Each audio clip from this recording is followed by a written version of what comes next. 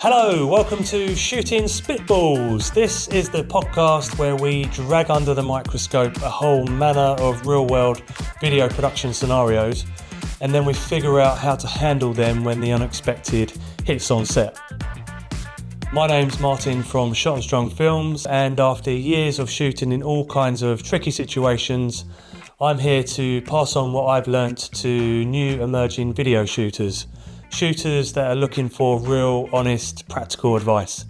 Advice that's going to help them stay sharp and adapt fast when things take a turn for the worst on set, which they often will do, believe me.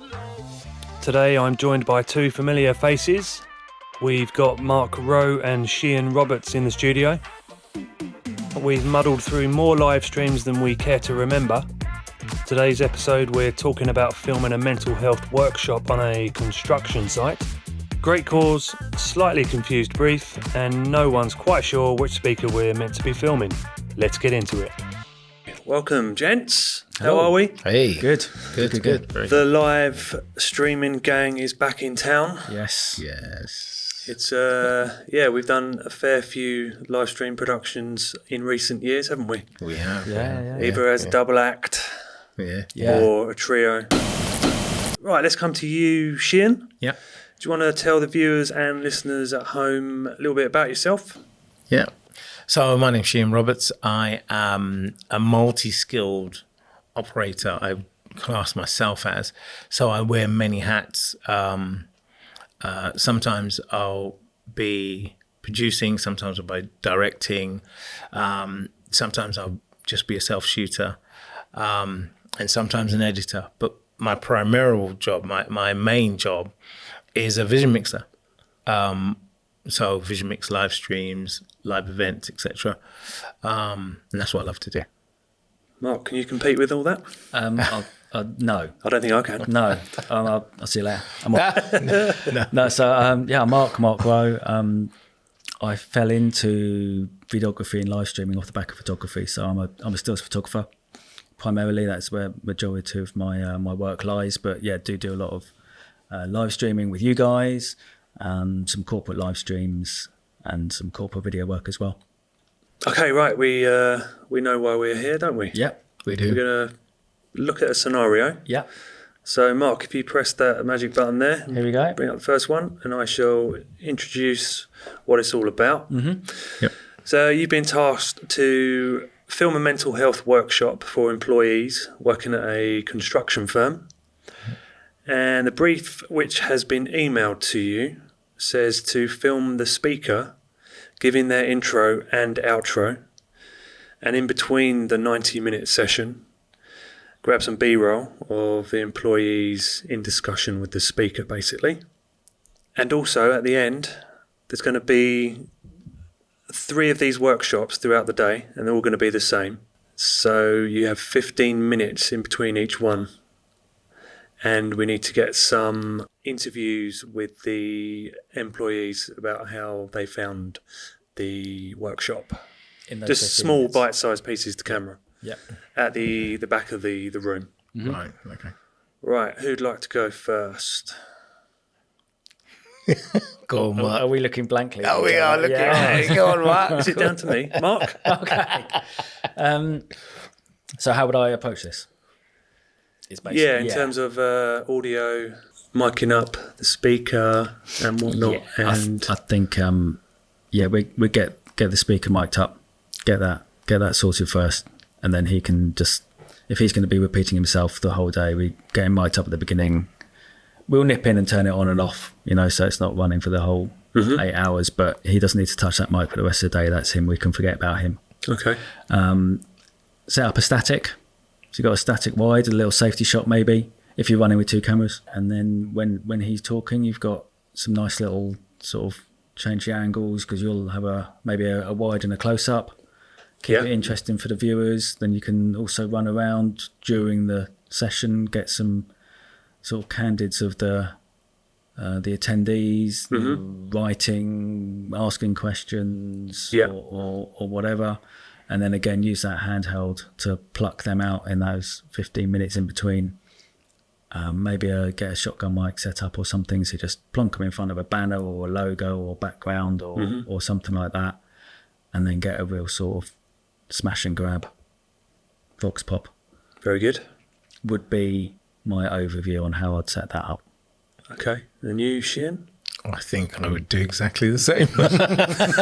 I think, there's if you're running with 2 cameras, definitely one safety and another where you can roam around and find those interesting shots. Depending on what the brief is and what they want to do, you might even add some exteriors where you've got establishing shots where it is, if there's some breaks and people are, and there's anything outside of the room, we'll also add anything like a coffee that. break or networking. Networking break. So that's a favourite, isn't it? Yeah, it is. So add that in for a bit of flavour to see, it's all dependent on the output, because sometimes these outputs, if it's for external use, you want it to be kind of excited as possible. But if it's for internal, they may just want the facts. We want the intro, the outro, a couple of clips, and then to say this event happened. Yeah, just to prove it happened. And this is the outcome, and that kind of sometimes is used as an outcome where they show those who are managing them and all those who are further up the chain to go, we'll need more. Normally it's to do with more funding. Need more money to do this again, and these are the benefits. What mics would you both use? I would use a lav. So quite popular are the Rode or the little Rode wireless Goes. Stick that on there. They've got internal recordings, so you got backup. So, the latest ones have got 32-bit floating, so it's not going to distort, or it'd be very hard to distort.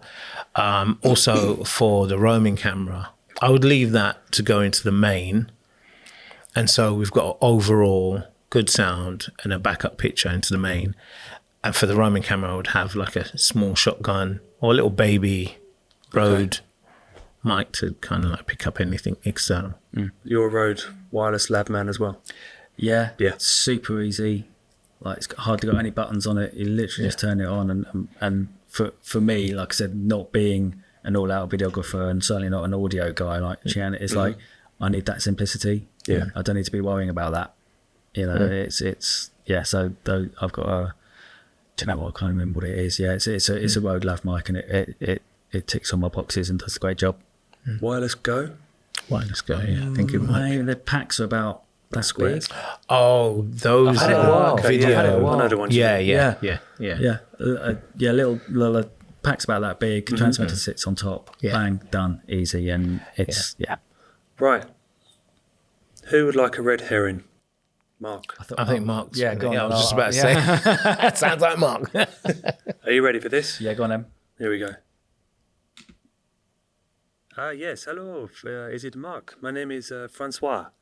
Today I'll be hosting this morning's session and giving a little intro on what to expect from today. And I think we will watch a 10-minute video, after which I'll throw to Julie, who will be presenting the main session. The session is actually starting a little earlier than usual, so in about 10 minutes. Can I get you a quick coffee? Right. So let me give you some context. The red herring there is, I don't drink coffee. Oh, God. There you go. You passed. There we go. Passed with flying colours. Oh, my days. No, it said on the brief that you need to film the speaker's intro. So Francois has come along and he said he's given an intro. And for me, that would be a bit of a, okay. So Francois is the host, not the main speaker, but he's given an intro. And I need to cover myself here because the company that has given you the brief, they you can't speak to them immediately because they're a European company and you've only got 10 minutes because they're coming in 10 minutes. So what would you do here? I would. Seeing as there's a 10-minute break where they're going to watch a video. So I don't know how many mics you have. So my solution here would be I would film Francois. Yeah. I'll get him mic'd up, film Francois, pull both him and Julie Carol Julie to the back of the room during that 10-minute video, switch over those microphones, and then if it's her going to be giving the introduction to what they're covering today, then we're covered. It might turn out that when we get to the back of the room, Julie's not the one giving the introduction. It was Francois. But, yeah, you know, we covered. We're covered at that point. I do only have one mic. Okay. So that would, well, I've got a shotgun. I'm just thinking of, like, in the perfect scenario. Yeah. I mean, you guys have probably got more than one mic. So you guys could just go, yeah, there you go, bang, bang, bang. We'll mic you up and everyone's happy. But for me personally, no, I don't know. I've only got the one. So it would be a quick change during that 10-minute video. Which 10 minutes, I mean, you can, like, change your mic in 30 seconds, right? Yeah, you know, sure. If as long as everyone's on board. So that's totally fine. That's kind of how I would play that. And if you were shooting with two cameras, you'd have the shotgun at the back anyway, as a safety. Yeah. Which would also be used as probably the interview mic for the vox pops of any of the attendees. Yeah. All right. Good answer. Shean? Yeah. How many times has that happened? Well, actually, I was going to give you your red herring, actually. Oh my goodness. Oh, so I can't do that one. But that is, I think there's always going to be something. Yeah. 90% of what we do is solving problems, right? Yeah. And that is, you got to think on your feet, you got to act quickly and try not to be too outwardly flustered. Yeah. You know, you got to give that perception of like control and Yeah. You gave a good answer there. Yeah. Especially for people who only have one mic. So that's good. So Shean, okay. Are you ready? I think so. It's about to get interesting. Go on then. Well, sort of. So thank you everyone for attending, and we hope you find today's session useful and insightful. I'll now hand over to Julie, who will kick off today's workshop. Thank you. To you, Julie. Yeah, thanks, Francois. Hi everyone, my name is Julie, and I will be... She peters off. So this tells you that they've just totally bypassed that 10-minute video. And Francois has just handed it over to Julie. Right. So, and what are you going to do here in this situation? Oh, wow. This is a difficult one. Now I normally roll with two mics. Okay. Because I've got a double mic pack, as you rightly said, Mark. So I would have had both of them mic'd up anyway. Okay. And I would have had my shotgun mic on my roaming camera. So it has been, in the past, we've had situations like that where a third person comes up and then it's like, oh my gosh, there's a panic. What I would do is then take my mic and then go as close as I can to them to get them with the second camera. So I've got audio direct. It won't be as nice as close miking, but it means that I've got the audio and I've got what the client said. So the intro is covered. And after the intro, then, can pull back and then go and leave the wide for coverage. So we've got the emergency. That's happened before. do you step in and go, guys? This is another. We just need to change mics here. From my point of view, with the one mic guy over here. I was going to come to you, Mark. We've got a plan. Like you come to the back room during that video, and they've done you wrong. They've mugged me off, and that's it. Yeah. So at what point, like, would you go, oh, guys? Sorry, just hang on. Can we quickly?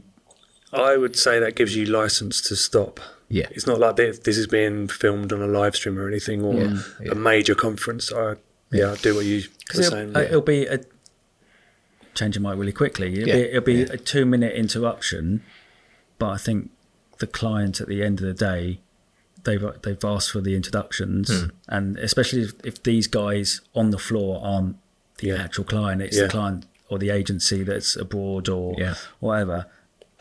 I think they would appreciate having what they've asked for. Yeah. Mm-hmm. Yeah, that's what I'd do. But yeah, you need 2 mics. yeah.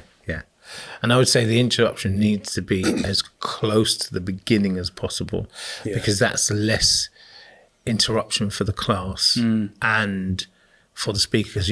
Speakers will be like getting into it. Sometimes you go into a panic thinking, oh my gosh, when can I do that? You just got to get up and go. Well, you've got to be quite thick-skinned. Yeah. You've got to. I mean, it takes some balls to like stop. Someone else's presentation and stuff. But at the end of the day, it's like it would come back onto you, I think. Yeah, sure. But also, it might also highlight the fact to them without full on telling them that they've completely gone off piste. It would highlight to them that we had a plan and you've just. Without actually saying it. It could be a nice, not subtle because you're stopping the presentation, but it could be a nice way of highlighting to them that, hang on guys, when we come to the next presentation this afternoon, play the video. Press play. Yeah. Okay. Yeah. And if you can't afford 2 mics, I think a budget option is Tascam self-recording internal mics, which are a lot cheaper. Yeah. For emergencies such as this, maybe. Just to have that backup. Or a lot of people have the DJI mics, which are 2 transmitters, 1 receiver. Yeah. But whatever floats your boat. I was going to say 32-bit floats your boat, but oh dear, awful. Okay. So Shean, in terms of the interviews, on a 15-minute turnaround, what would be the best option to gather maybe 3 or 4 people that have been in that workshop? And I'm going to say there's someone who works for the construction firm who's there to help you on the day. Right. Oh, yeah. First thing I think we would do is, this is where we go into recruitment. Yeah. Listen, we've got 15 minutes. What I need you to do is find me 2 people, because the room will turn around really quickly. Just have a quick word with them. Just say, come and quickly sit down for 5 minutes, or not 5 minutes, we've got 15, 2 minutes to do these interviews, and find another person, just have them lined up whilst I'm interviewing one person, then find another one, have them lined up ready to interview the other, and then just do it that way. It is kind of a little bit unreasonable to have a room turn around and the start of another presentation in 15 minutes. But I've been in that situation before where they have asked for something that is totally unreasonable. Like, you can't do a great job of it. You can do your best to cover as much as you can. And I think in a situation like that, it's really important to mention it upwards to make sure that it doesn't come back on you, because that's the first thing. It's like, oh, why didn't you? The first thing they're going to be asking is, where are the interviews? Or, why did you only get 6? Do you know? And you're thinking, well, the reason why I got 6, I can only get 2 in the 15 minutes that we had for the breaks. What I would do is your helper, the employee of the construction company, I'd say go and stand by the door. Because once they've left the room, it's really difficult to get people back into the room again. Oh, yeah. So go and stand by the door and almost stop them from leaving. Because then you're asking every single person that comes out, could you do a quick interview? Could you just go and see the camera guy at the back? And they're sort of almost the gatekeeper at that point. Because once they left the room, especially if there's going to be people in and out, it's chain, like I said, like got 15-minute turnaround before. There's going to be, once they've left the room, they might be on another meeting, or they might be off back to the office or something like that. So get them before they leave the room. What I found is, in that 90-minute session, when you're doing all the B-roll, if you look at the ones who are most vocal, that like to talk, they're probably the ones you want to grab at the end. Yeah. Because they'll be more willing to stick around, I think. Yeah. Whereas everyone else is screaming for a coffee. So yeah, that's, and then maybe. But on that point, that's a good point. It's like if they want interviews in that 15-minute window, and they want some of the networking coffee bits in that 15-minute window, you know, a conversation needs to be had there. Yeah. You know, that's something else you're saying. You need to live flag that and what have you, because you can't be running around getting interviews, and getting the coffee shots and things. So it might be, look, I'll get 3 at the first break, then I'll do the coffee, and I'll get 3 in the lot, or something like that. But that's you know, you need to have that conversation. Prioritise your time. Yeah, definitely. Okay. That was a good deep dive. Shean, have you been in a similar situation in the real world where you can remember where you had to kind of think on your feet in a similar situation? Yeah. So not this Monday because it was bank holiday, but the week before, I did a small conference. It wasn't live streamed, but it was. I took a Vision Mix there just for ease of use. I won't obviously mention the company, but they were a little bit disorganized, to say the least. And they only had one mic. The venue only had one mic. So a similar situation. And they were having Q&As. So imagine one mic with Q&As, one camera, because they only asked for one camera main. I told you I rolled with a little bit of kit. So I had a little GoPro, and I said, let me just put it up there as a little backup, just in case, you know, I need to get wider the room. And I did. I had to cut to the wider of the room. I couldn't get the Q&A. I couldn't get their faces.